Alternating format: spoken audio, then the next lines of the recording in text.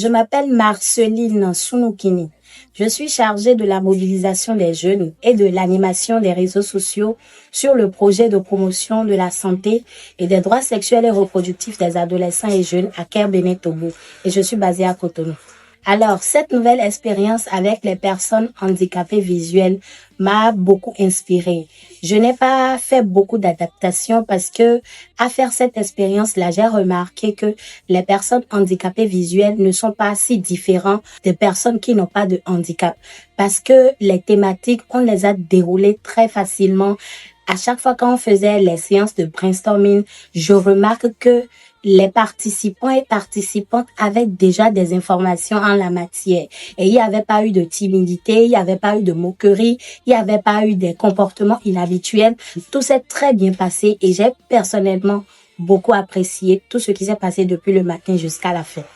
Par rapport à la formation sur les DSSR, les recommandations que je pourrais faire à l'ONG Bartimée, c'est juste que les fois à venir, si on peut glisser d'autres thématiques dedans par rapport en dehors des DSSR, ce sera génial. Des thématiques par exemple sur le leadership féminin, le leadership masculin, la masculinité positive, comment est-ce que la fille peut accepter ou refuser les avances d'un garçon et d'autres thématiques qui peuvent aider ces jeunes-là à renforcer leur estime de soi, leur confiance en soi, ce sera magnifique. Je tiens également à remercier l'ONG pour tous les efforts qui sont faits parce que j'ai remarqué que même parlant des dispositifs logistiques, des personnes sont responsabilisées pour aider nos amis à se sentir très à l'aise au cours de la formation.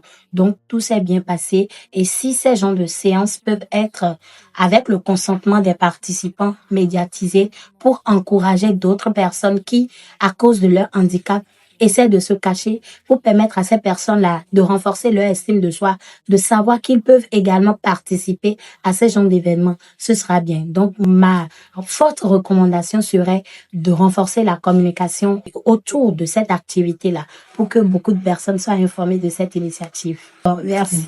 Tanguia Nawanoube, épouse Sossou, conseillère en santé sexuelle et reproductive des adolescents et des jeunes à Kerbene, Togo, basée à Cotonou. Je remercie l'ONG Bartimée qui a pensé solliciter Kerbene, Togo pour faciliter le renforcement de capacités des personnes handicapées et malvoyantes en matière des droits en santé sexuelle et reproductive. Je peux dire que c'est une expérience très intéressante qui nous a beaucoup épatés.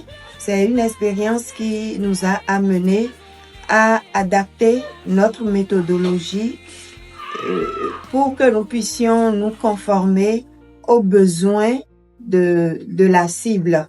Nous avons fait recours à une approche participative, à une approche basée sur les droits humains, une approche qui met au centre le participant, qui priorise la description, l'écoute, les jeux de rôle et des exercices pratiques. C'était très intéressant comme expérience.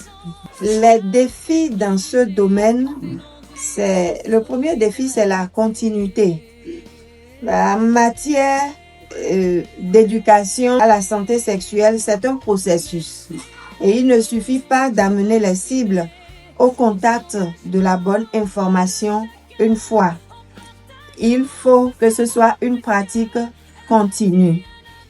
Et l'autre défi, c'est la transformation des normes.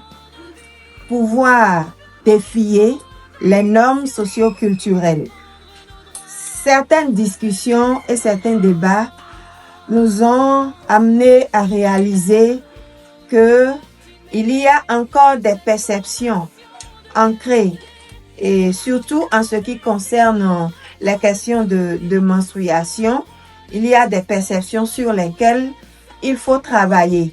Alors moi, je suggérerais que ce soit une formation en lien avec les DSSR ou pas, que ces perceptions soient transformées en des occasions pour défier les normes.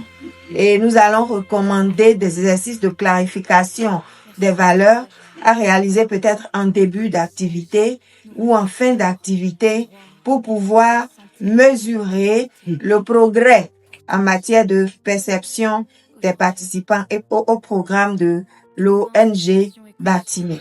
Nous pouvons considérer que c'est un début de partenariat et CARE de base est une structure qui prône l'égalité de genre, une structure qui aime l'inclusion et qui intègre l'inclusion dans ses stratégies d'action. Alors, travailler avec l'ONG Batime rend davantage inclusive nos interventions.